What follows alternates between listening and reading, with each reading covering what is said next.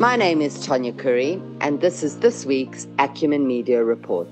It's entitled WTASA, AntiZeroHero, and BringBackFishpaste. Late last night, I was contemplating what to write. I'd lost my cat the night before, and the lack of sleep created a purple haze that is still hanging around me now. My ordeal included many tears, pacing, walking around in the middle of the night shouting Cairo like a lost Egyptian, and creating WhatsApp messages with pictures. The minute dawn broke yesterday, I put my trainers on. I don't run. I have them for fun. But I was going to traipse through the bush until I found my precious cat. As I opened the car door, she jumped out. And then I cried for hours with relief. Back to normality, so I was scrolling through our busy news group where I stumbled on MacG. I don't normally watch the whole show because I find it crass, but I admire how news has shifted into this space and how cool it is that radio becomes YouTube. In this episode, they had Rob Herself on. He was drinking gin with his anchors, and that allowed them to plow into the life of a billionaire. He was telling us how all he needed was to be able to eat out 3 times a day and fly business class. He also said he was a minimalist and that he has no possessions. I was about to switch over when he said something that made me wait like a cat caught in a car she doesn't want to be in. He spoke about newsouthafrica.org. Look, he's a DA guy, and you know what I'm like about the DA. Add to that, he's a billionaire, and he is out of touch, and he drinks too much. But he has a plan that will work for the rich, and in doing so, might help the poor. It's a good one, so I'll save it until last, because there's no good news, my country, in WTASA. Let's scratch the surface with Acumen Media and a disillusioned, tired but grateful Tanya Curry. Let's begin with the obvious. What the actual? WTASA. How on earth did we get to day 0 in Gauteng? There was no countdown. I mean, at least Cape Town had their countdown, right? It just arrived. It was like the door opened and day 0 AntiZeroHero walked in and said, "Surprise! How's this for a change of narrative?" There was a heat wave predicted on the same day that day 0 arrived. Do you smell that rat? Yeah, me too. I didn't believe Twitter, and one shouldn't, so I shifted to hard news, the TV. And guess what I found? Panyaza Lesufi, all channels, all bulletins. What the ASA? I moved to online media. Nothing, unless you really looked. I ended up with the last of the independents, Daily Maverick and Mail and Guardian. And whoop, there it is. It was true. 30+% of our money-making hub was without water. Millions and millions of people, not only without power, but now without water and no mayor, but who cares about that? How? I couldn't comprehend how. What the ASA? Are we actually buying this nonsense? Look, there have been threats for years under Nomvula Mokonyane about how our water infrastructure is precariously hanging on the edge, but we have never had and even heard of a day 0. While I was scouring these headlines, I came across another story. Did you know that another power station was blown up this week? Of course you didn't. It's a war we don't talk about. The silent war. The WTASA. It took 3 days for mainstream so-called independent media to bring on their water experts and start drawing pictures of how water supply works. 3 days. WTASA.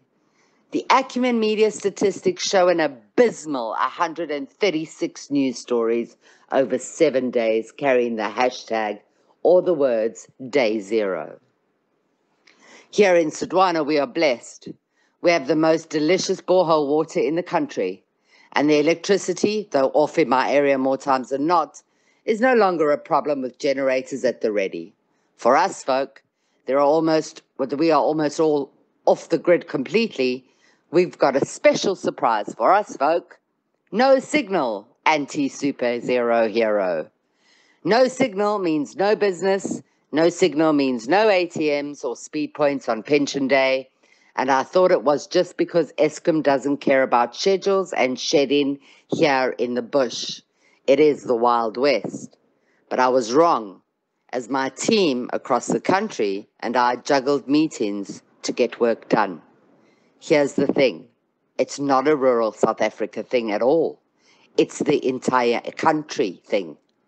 The anti-network super zero hero. More people dropped off Teams and tried to connect than you can say, "Can you hear me?" As for our president, he's just a car salesman, a bad car salesman. He says yes and promises everything to everyone. Then he checks his watch to see how much longer he needs to stay in the room. Last week, I told you he fessed up. This week, he was even more vocal and told us he tried his best. He said he inherited state capture, and that was it. He tried his best.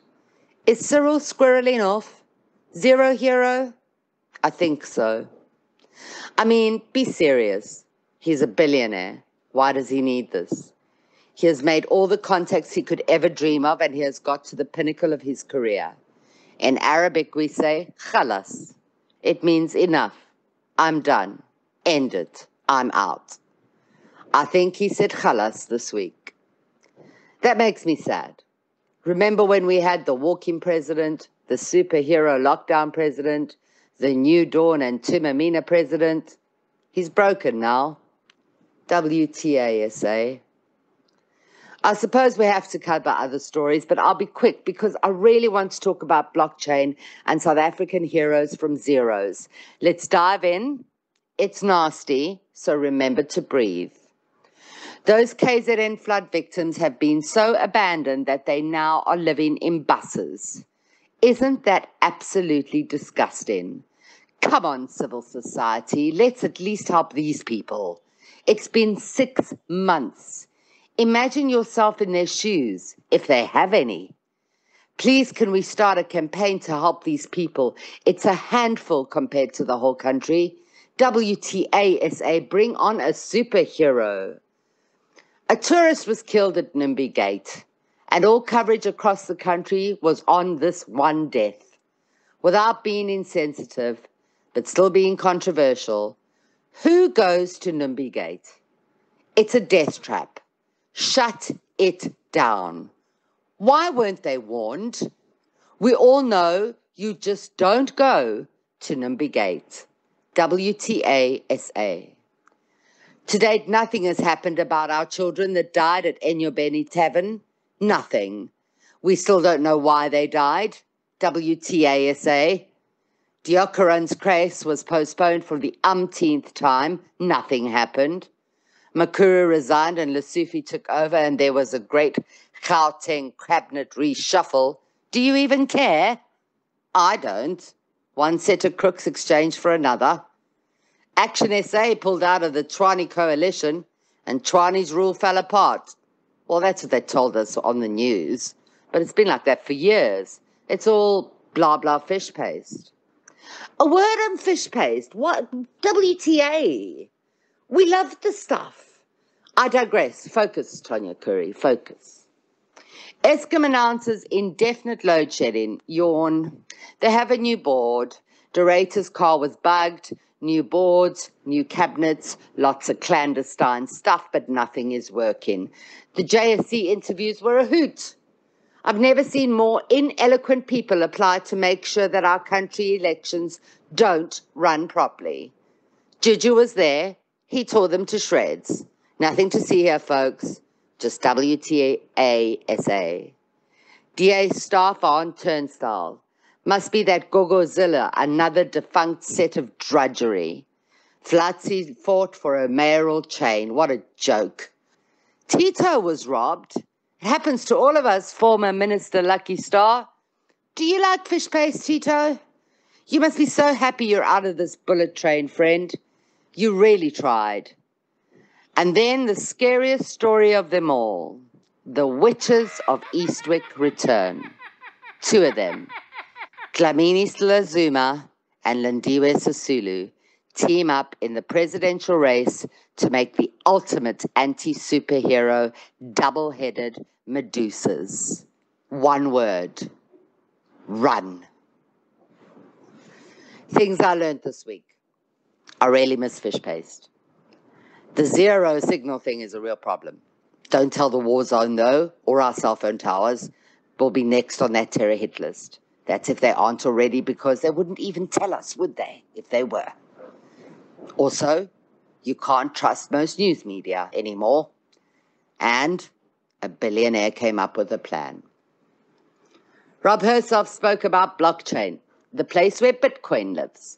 For those of you who understand it, fab, great. For those who don't, just think of it as a security system owned by the world that has a currency and a few pictures that we call NFTs. There's a lot more to it, but blah, blah, fish paste. The short story is that it's a really secure vault owned by everybody. Rob's idea is that you take the 5 people that you would trust your life with. I mean, like my mom, right? It's your life.